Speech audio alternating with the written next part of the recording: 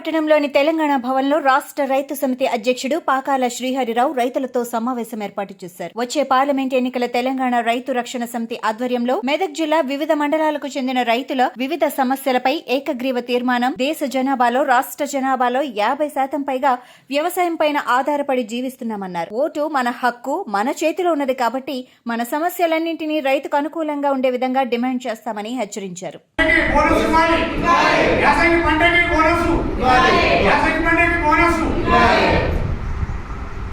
అయినప్పటికీ రైతుల పరిస్థితి, దేశ జనాభాలో 50% ఉన్నటువంటి రైతుల పరిస్థితి దేశవ్యాప్తంగా ఎక్కడ వేసిన గొంగడి అక్కడే అన్నట్టు ఉన్నది. త్వరలో పార్లమెంట్ ఎలక్షన్స్ వస్తున్నది కాబట్టి రైతులందరూ సంఘటితమై మన డిమాండ్లన్నీ ఏ రాజకీయ పార్టీ అయితే వాళ్ళ మేనిఫెస్టోలో మొత్తంగా ఉంచి రైతులను శాశ్వతంగా కష్టాలు లేకుండా బ్రతకడానికి నమ్మకం కలిగిస్తూ అన్ని పార్టీని గెలిపించుకోవాలని చెప్పి రైతులందరినీ సంఘటితం చేసేందుకు తెలంగాణ రైతు రక్షణ సమితి ఉద్యమించింది. ఇందులో భాగంగా ఈరోజు మెదక్లోని వివిధ మండలాలకు చెందిన రైతులతో సమావేశం ఏర్పాటు చేయడం జరిగింది.